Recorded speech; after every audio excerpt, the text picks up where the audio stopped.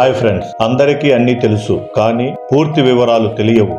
ఈ వీడియోను పూర్తిగా చూడండి. Doctor Bhimrao Ramji Ambedkar, doctor BR Ambedkar ప్రముఖ భారతీయ న్యాయవేత్త, ఆర్థికవేత్త, సంఘ సంస్కర్త మరియు రాజకీయవేత్త. అతను ఏప్రిల్ 14, 1891 సంవత్సరమున ప్రస్తుతం భారతదేశంలోని మధ్యప్రదేశ్ లో ఉన్న మోవులో సాంప్రదాయ హిందూ కుల వ్యవస్థలో చారిత్రాత్మకంగా అంటరాని వారుగా పరిగణించబడే దళిత కుటుంబంలో జన్మించాడు. అతని జీవితం మరియు పని భారతదేశం యొక్క సామాజిక మరియు రాజకీయ భూభాగంలో చెరగని ముద్ర వేసింది. ప్రారంభ జీవితం మరియు విద్య. అంబేద్కర్ చిన్నప్పటి నుండి కులం కారణంగా తీవ్ర వివక్షను ఎదుర్కొన్నారు. ఇంత చేసిన చదువులో రాణించాడు. ఉన్నత విద్యను అభ్యసించిన కొద్ది మంది దళితుల్లో ఆయన ఒకరు. అంబేద్కర్ బొంబాయి విశ్వవిద్యాలయం నుండి ఆర్థిక శాస్త్రం మరియు రాజకీయ శాస్త్రంలో డిగ్రీని పొందారు. తరువాత అతను యునైటెడ్ స్టేట్స్ లో కొలంబియా విశ్వవిద్యాలయంలో తదుపరి అధ్యయనాలను అభ్యసించాడు. అక్కడ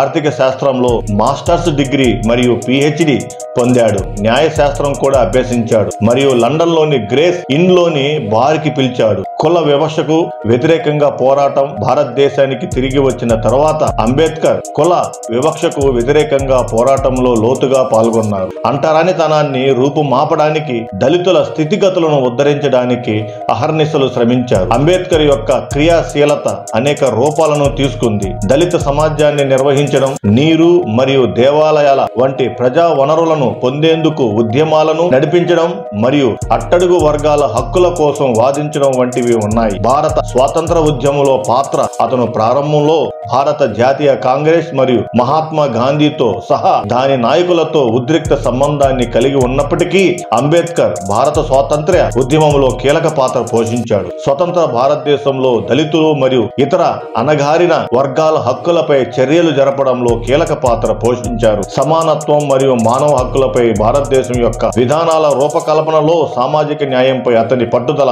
సమగ్రమైనది. భారత రాజ్యాంగ రూపశిల్పి. అంబేద్కర్ యొక్క అత్యంత ముఖ్యమైన రచనలో ఒకటి భారత రాజ్యాంగం యొక్క ప్రధాన రూపశిల్పిగా అతని పాత్ర. ముసాయిదా కమిటీ అధ్యక్షుడిగా కులమత లింగ భేదం లేకుండా పౌరులందరికీ ప్రాథమిక హక్కులు మరియు సమాన రక్షణ కల్పించే రాజ్యాంగాన్ని రూపొందించడంలో కీలక పాత్ర పోషించారు. 1950 సంవత్సరంలో ఆమోదించబడిన భారత రాజ్యాంగం తరచుగా అతని వారసత్వంగా మరియు భారతదేశంలో సామాజిక న్యాయం కోసం బ్లూ ప్రింట్ గా పరిగణించబడుతుంది. బౌద్ధ మతంలోకి మారడం. 1956లో తన మిలియన్ల మంది అనుచరులతో కలిసి అతను బౌద్ధ మతంలోకి మారాడు. ఈ విశ్వాసం మరింత సమానత్వ సమాజాన్ని అందించిందని అతను విశ్వసించాడు. ఈ సంఘటన భారతదేశంలోని దళితులలో సామూహిక మత మార్పిడి ఉద్యమానికి నాంది పలికింది. డాక్టర్ బిఆర్ అంబేద్కర్ డిసెంబర్ 6, 1956న కన్ను మూశారు. ఆయన వారసత్వం భారతీయ సమాజాన్ని ముఖ్యంగా సామాజిక న్యాయం, విద్య మరియు రాజకీయ రంగాలలో ప్రభావితం చేస్తూనే ఉంది. అతను తరచుగా అణగారిన వర్గాల విజేతగా మరియు సామాజిక వివక్షకు